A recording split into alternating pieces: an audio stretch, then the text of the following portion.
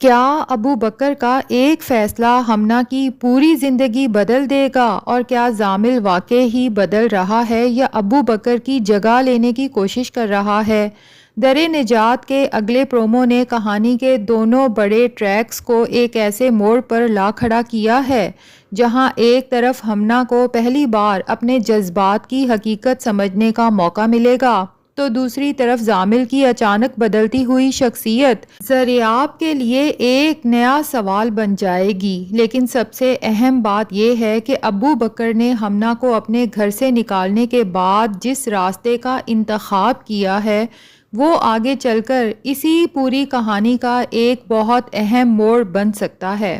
آج کے ٹیزر اور پرومو کو غور سے دیکھیں تو ایسا لگتا ہے کہ ابو بکر ہمنا سے جان چھڑانا نہیں بلکہ اسے غلط راستے سے نکالنے کی کوشش کر رہا ہے۔ ہمنا کی کہانی کو سمجھنے کے لیے ایک بات ذہن میں رکھنا بہت ضروری ہے کہ ابو بکر نے اسے کبھی محبت کی نظر سے نہیں دیکھا۔ ہمنا دراصل ابو بکر کے ملازم دلاور کی بیٹی ہے۔ جب ایک لڑکا ہمنا کو بلیک میل کر رہا تھا تو دلاور نے ابو بکر سے مدد مانگی اور ابو بکر نے اس لڑکے سے ہمنا کی جان چھڑائی۔ لیکن شاید اسی احسان اور تحفظ کے احساس کو ہمنا نے محبت سمجھ لیا۔ ابو بکر نے تو صرف ایک مشکل میں پھنسی ہوئی لڑکی کی مدد کی تھی، لیکن ہمنا کے دل میں کب اس مدد نے محبت کی شکل اختیار کر لی اسے خود بھی شاید اندازہ نہیں ہوا،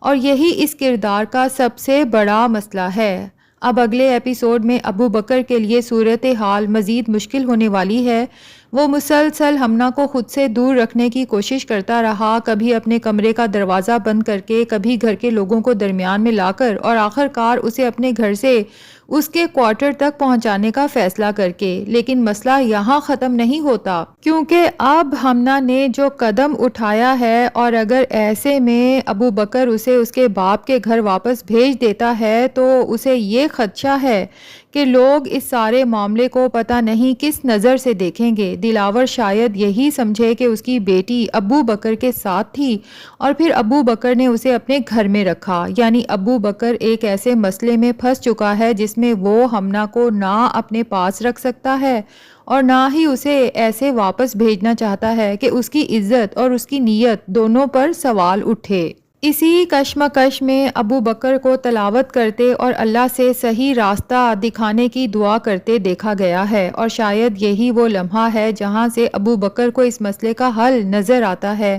لیکن اس کے فوراً بعد خوش بخت کا مشورہ اس کے لیے ایک اور امتحان بن جاتا ہے۔ خوش بخت کہتی ہیں کہ اگر ہمنا اتنی محبت کرتی ہے تو شاید ابو بکر کو اس سے نکاح کر لینا چاہیے، لیکن ابو بکر اس فیصلے کو قبول نہیں کرتا۔ اور میرے خیال میں یہاں ابو بکر کا کردار بہت اہم ہو جاتا ہے، کیونکہ وہ آسان راستہ اختیار کر سکتا تھا، وہ ہمنا سے شادی کر کے معاشرے کے سوالات ختم کر سکتا تھا، لیکن اسے معلوم ہے کہ اس طرح اصل مسئلہ ختم نہیں ہوگا۔ وہ اپنی ماں سے یہی کہتا ہے کہ ہر مسئلے کا ایک حل ہوتا ہے اور وہ حل اس نے تلاش کر لیا ہے۔ ابو بکر ہمنا سے مل کر اس سے پوچھتا ہے کہ تم مجھ سے کتنی محبت کرتی ہو؟ ہمنا کے لیے اس سوال کا جواب بہت آسان ہے۔ وہ کہتی ہے کہ میں اپنی محبت کو الفاظ میں بیان نہیں کر سکتی،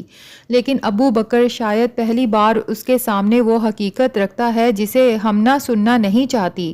کہ وہ اس سے شادی نہیں کرے گا۔ ابو بکر اسے سمجھاتا ہے کہ اپنی تعلیم مکمل کرو اور ساتھ دین کی تعلیم بھی حاصل کرو، کیونکہ شاید ہمنا کو ابھی یہ فرق معلوم ہی نہیں کہ کسی شخص کے لیے شدید کشش، جذباتی وابستگی اور حقیقی محبت میں بہت فرق ہوتا ہے۔ ہمنا کو لگتا ہے کہ اگر وہ ابو بکر کے بغیر رہ گئی تو اس کی دنیا ختم ہو جائے گی، لیکن ابو بکر شاید اسے یہ سمجھانا چاہتا ہے کہ زندگی کسی ایک انسان کے گرد نہیں گھومتی،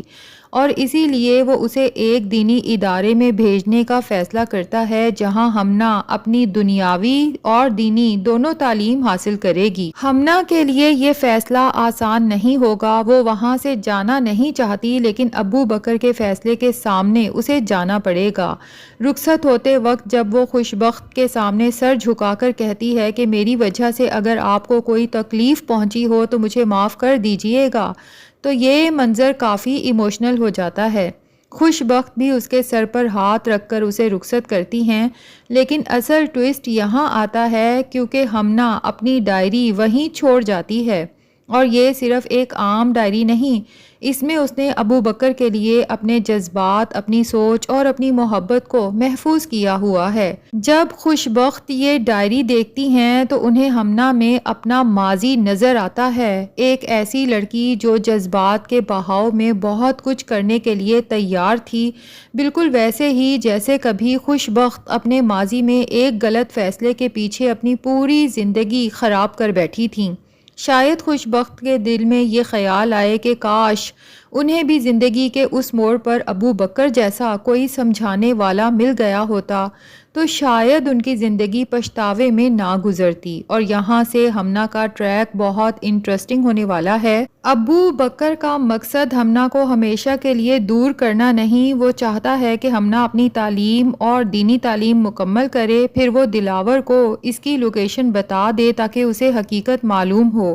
لیکن سوال یہ ہے کہ اس دوران ہمنا کی زندگی کس طرف جاتی ہے، کیونکہ ہماری پریڈکشن کے مطابق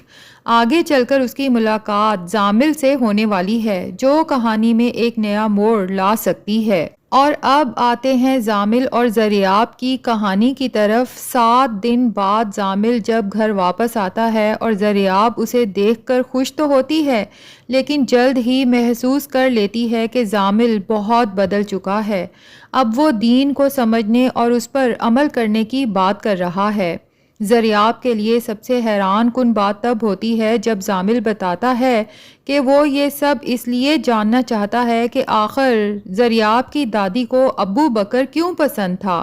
یعنی کبھی جس ابو بکر کو زامل اپنا حریف سمجھتا تھا، اب شاید وہی اس کے لیے ایک معیار بن رہا ہے۔ لیکن سوال یہ ہے کہ کیا زامل واقعی اندر سے بدل رہا ہے یا اب بھی ابو بکر سے اپنی کمپیریزن اور جیلسی میں مبتلا ہے، کیونکہ صرف نماز پڑھ لینا یا دین کی باتیں کرنا تبدیلی کی شروعات ہو سکتی ہے، لیکن اصل امتحان تب ہوگا جب اسے دوبارہ ماضی کی طرف جانے کا موقع ملے گا۔ اور دوسری طرف ہمنا جو ابو بکر کو اپنی محبت سمجھ بیٹھی ہے، کیا دینی تعلیم اور وقت کے ساتھ اپنے جذبات کو سمجھ پائے گی؟ میرے خیال میں در نجات کی اصل خوبصورتی یہی ہے کہ یہاں ہر کردار کو اپنے فیصلوں کا سامنا کروایا جا رہا ہے۔ کسی کے لیے امتحان محبت ہے، کسی کے لیے اس کا ماضی، اور کسی کے لیے انا، اور کسی کے لیے ہدایت۔ اور اگلی قسط میں سب سے بڑا سوال یہی ہوگا کہ ہمنا کو ابو بکر سے دور بھیج کر کیا ابو بکر نے واقعی ہی اس مسئلے کا حل نکال لیا ہے، یا یہی فیصلہ آگے چل کر اس کی زندگی میں ایک نئی الجھن پیدا کرنے والا ہے۔ در نجات کی اگلی قسطیں شاید ہمیں یہ بتانے والی ہیں کہ سیدھا راستہ دکھا دینا یا اس پر چل پڑنا تو نسبتاً آسان ہے، لیکن اس راستے پر ثابت قدم رہنا اصل امتحان ہے۔